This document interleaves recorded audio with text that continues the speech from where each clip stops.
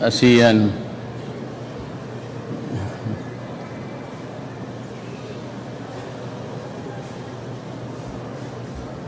May I be given the chance to acknowledge the officials here, the Executive Secretary Salvador Medialdia and the members of the Cabinet, former Speaker Feliciano Sani Belmonte Jr., Sir, Lieutenant General Eduardo Año and the Major Service Commanders, Police General Director General Ronald De La Rosa, General Manager Eddie Monreal, Congresswoman Imelda Calixto Rubiano, Ma'am, Mayor Antonio Calixto, Sir, nandito ka palagi. Salamat, Sir, ha?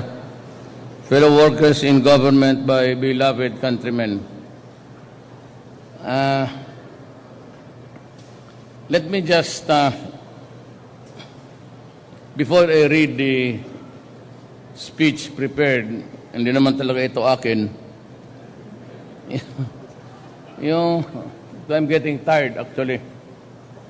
But for the reason that we are hosting the ASEAN Summit next November, I have to go around ASEAN countries and get their views on what will be the policy or policies of ASEAN vis-a-vis with the rest of the world. We're trying to get a unified stand, especially so now that every other bloc of nations, whether in Europe, may EU sila, then you have this plan, may APEC, WTO. It seems that the trade policies of the world are convoluted, and we do not seem to get a clear view of where we stand with the poor nations. Kagaya yung TPP, the Trans-Pacific Partnership, mabutit na lang hindi tinuloy ni Obama kasi napaka mali na policy yan, and it was initiated by it's an American idea actually. Kung sumunod tayo doon sa PPP, of which I think we will not qualify because we are not that modern in a sense that we have to catch up with the technology. Ang pinaka-example ko lang dyan sa TPP is mawala yung generic. We have a law governing generic so that we can buy cheaper medicines. Kung yung mag-TPP ka, hindi ka makapagbili ng generic. Either we bought from India and Pakistan. Talagang mura ang generic nila. And we can save a lot for our country. But kung pumasok tayo doon at nagkamali tayo, you will not be able to sell medicines na hindi branded. Then it would be a day ruled again by the rich multinationals. Yung mga bagay na to na apparently it is intended to help but it is not. It's a reuse everywhere, every day. And I am glad that Trump said that he will throw to the garbage can yung TPP. Otherwise, it will still create a lot of problems for all of us here in Asia. We are promoting generic because we are a poor nation and we can buy the medicines at cost sa India, Pakistan. And yet, there is a dumper which says that we cannot, if we are a member of the TPP, you cannot sell. You still have to go to the branded ones, the multinationals, which are very, very expensive. And even yung mga diabetes, hypertension, and everything that's taken every day, it would cost a lot of money. And, to our disadvantage. Now, I'd like to, I will not entertain questions now because I'm in a hurry. I was expected to land there in Cambodia at 1:30, but we had a meeting with the ASEAN Secretariat, pati yung Secretary General. There are a lot of things that bago ako makapunta, from this I go to Singapore, again to sound him off. Mayroon na akong importanteng sabihin.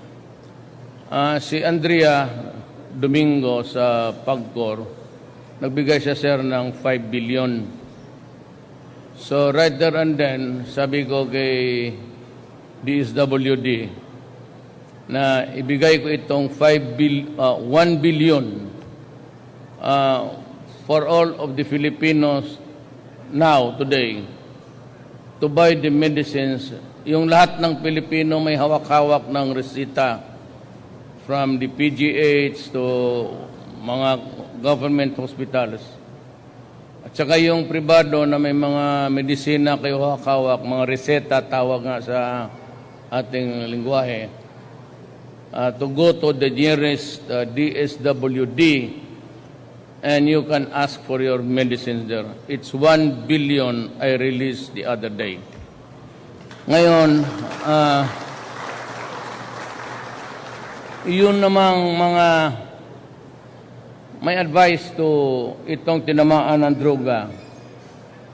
And if you are really on the program of the health officers of the city, na dyan lang kayo sa bahay, mas mabuti na hindi kayo lumabas ng bahay, magkulong na lang kayo ng bahay, kasi pag nakita ko kasayo sa labas, dadamputin kita. Diyan na lang kayo sa bahay at wait for in about 1 or 2 days, I also released another 1 billion kasi 5 ang binigay ni Andrea Domingo ng PAGCOR na doon na ninyo kunin yung mga medications ninyo. There are about 4 billion of you. I do not know if it would be enough. But I still have the 3. Nag-hold lang ako. And you can buy your medicines. For example, the tranquilizers, the medicines that would keep you calm, medicines that would restore your sanity kung mahabol pa. You just stay in the house and I will order the medical workers all around the country to go around the areas at yung may tinamaan ng droga who are there for yung sa bahay lang ang treatment. Ang mahal dyan kasi yung medisina. So it behooves upon now that the DSWD to make the announcement and if possible to find out kung saan yun sila nakatira at titignan yung medisina and to supply the addicts some medications that are needed. Really, it's a parang ano yan, it's a combination of depression and, but mahal, but I hope that 1 billion would go a long way to treat you this Christmas. Ngayon, pag talagang loko-loko na, tapos walang alibyo na ang katawan, hindi na masauli, may nagpadala rin ako ng mga lubid, magbigti na lang kayo mga putang. Sinasabi ko sa inyo, wag eh.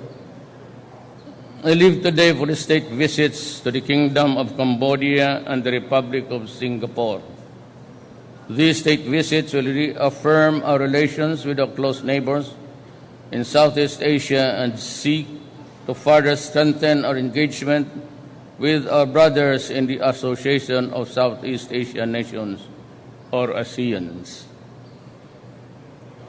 In Cambodia, I will have the honor of meeting His Majesty King Norodom Sihanouk, who invited me to undertake the state visit.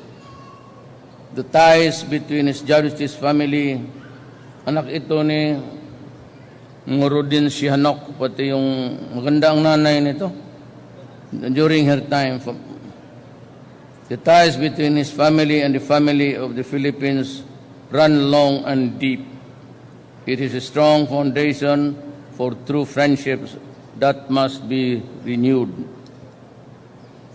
In Cambodia, I will likewise meet with Prime Minister Hun Sen to discuss the ways to further intensifying bilateral cooperation on issues of mutual concern. These include defense and security measures, bilateral trade and investments, law enforcement, and the war against illegal trade of drugs, the protection of Filipino and Cambodian migrant workers, and the cultural and tourism cooperation. Marami tayong mga kababayan nasa Cambodia. As the Philippines and Cambodia prepare to commemorate the 60 years of diplomatic relations in 2017, I look forward to conclude a state visit that will bring our nations and our peoples even closer. In Cambodia, I will proceed directly to Singapore, where I shall meet President Tony Tan Keng Yam and President Minister Lee Swee Dong.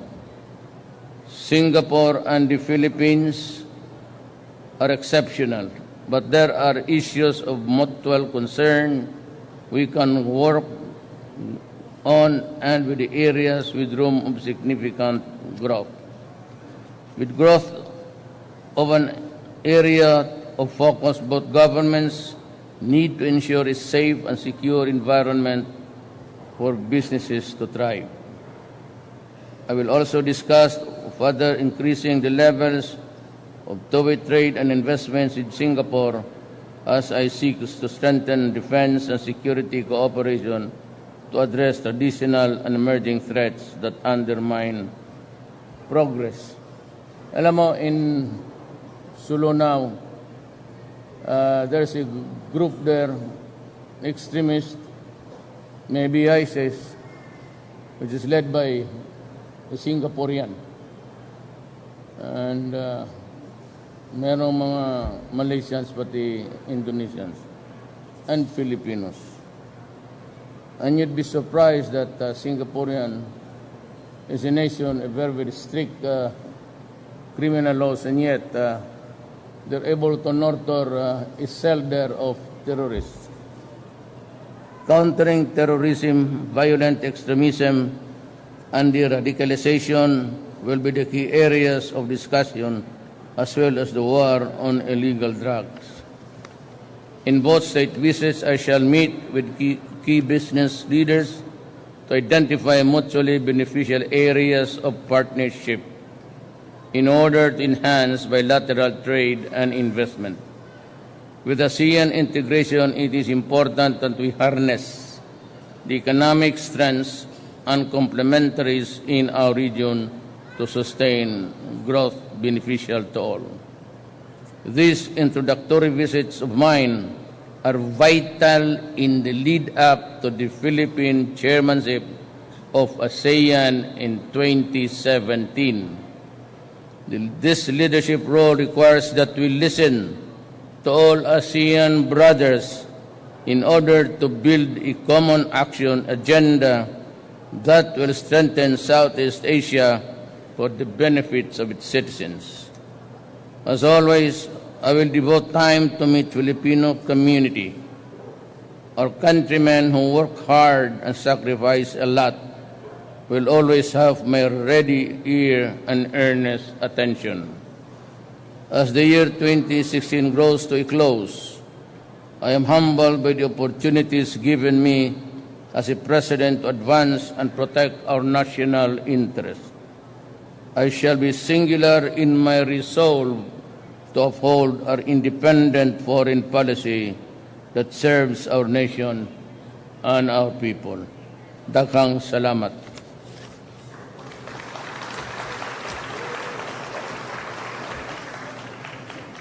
No questions.